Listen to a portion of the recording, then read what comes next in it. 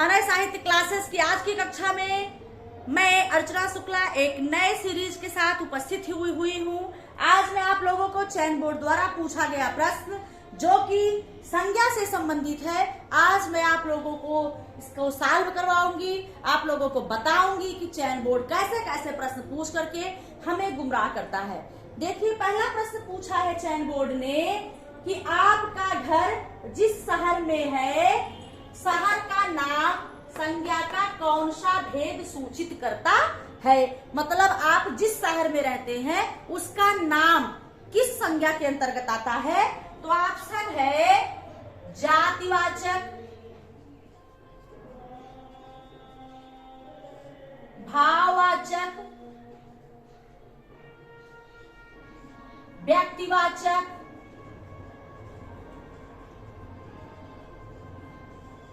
समूहवाचक।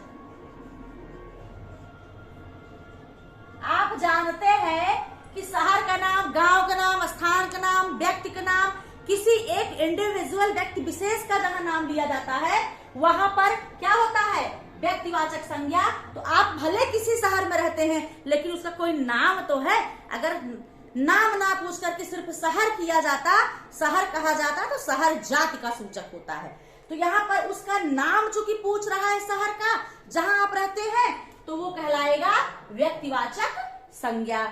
अगला प्रश्न पूछ रहा है कि बड़े बड़ाई ना करे, बड़े बड़ाई ना करे, बड़े न बोले वो रही मन हिया कब कहे, लाख टका है मोल रे भैया, लाख टका है मोल।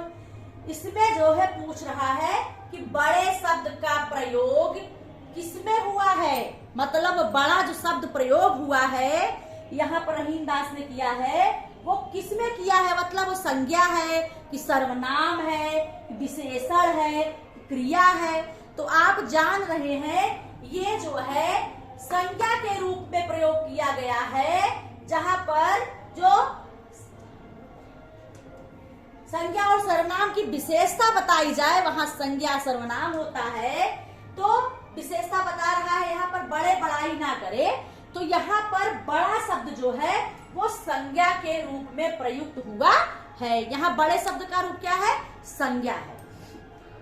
अगला प्रश्न पूछा चयन बोर्ड ने कि संज्ञाओं के साथ आने वाली विभक्तियों को क्या कहा जाता है। मतलब जो संज्ञाओं के साथ विभक्तियां जुड़ करके आती हैं उसे क्या कहते हैं। तो आप जानते हैं कि यदि संज्ञा के साथ विभक्तियां जुड़ के आती हैं तो उसे विश्लिष्ट कहते हैं, और यदि सर्वनाम के साथ विभक्तियां जुड़ करके आती हैं तो उसे संश्लिष्ट कहते हैं। ठीक है, तो संज्ञाओं के साथ आने वाली विभक्तियां विश्लिष्ट कहलाती हैं। जैसे है राम ने, यहाँ नए विभक्ति राम के साथ लगा है, तो राम क्या है, राम संज्ञा है, तो यह विश्लिष्ट है। और उसने, उस क्या है, सर्वनाम है, के साथ विभक्ति आई है, ये संश्लिष्ट होगा। ठीक है, सर्वनाम के साथ विभक्तियां संश्लिष्ट कहलाती है, संज्ञा के साथ विभक्तियां विश्लिष्ट कहलाती है। अगला प्रश्न पूछा बोर्ड ने कि हमारे देश में जयचंदों की कमी नहीं है। नहीं है में जयचंदो शब्द के किस भेद के अंतर्गत आता है। संज्ञा के, जयचंदो जो है इस संज्ञा के किस भेद में आता है। चूंकि जयचंद होगा, जयचंद होगा संज्ञा में व्यक्तिवाचक संज्ञा, लेकिन जयचंदों की कमी नहीं है। यहाँ जयचंदों में लोगों के उपमा दिया गया है जयचंद की का, तो यहाँ व्यक्तिवाचक के स्थान पर जातिवाचक संज्ञा हो जाएगा। तो यहाँ जातिवाचक संज्ञा के रूप में जयचंदों को प्रयोग किया गया है। किसके रूप में, जातिवाचक संज्ञा के रूप में। ठीक, अगला प्रश्न पूछा है कि राष्ट्र की भाववाचक संज्ञा क्या है। राष्ट्र की भाववाचक संज्ञा, तो भाववाचक संज्ञा राष्ट्र का होगा राष्ट्रीयता। क्या हो जाएगा, राष्ट्रीयता। राष्ट्र माने होता है देश, और देश के प्रति जो हमारी भावनाएं होंगी वो राष्ट्रीयता कहलाएंगी। भाववाचक संज्ञाएं महसूस करने की बात है। ये गुण बताता है। ये क्या है? ये राष्ट्रीयता है। क्या है? राष्ट्रीयता, राष्ट्र की भाववाचक संज्ञा है।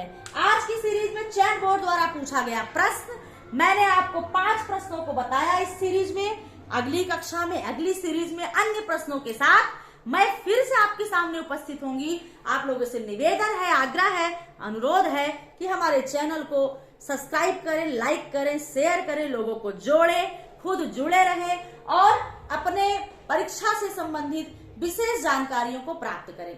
आज की कक्षा में इतना ही। अगली कक्षा में फिर नए सीरीज के साथ मैं आप लोगों के सामने उपस्थित होंगी। धन्यवाद।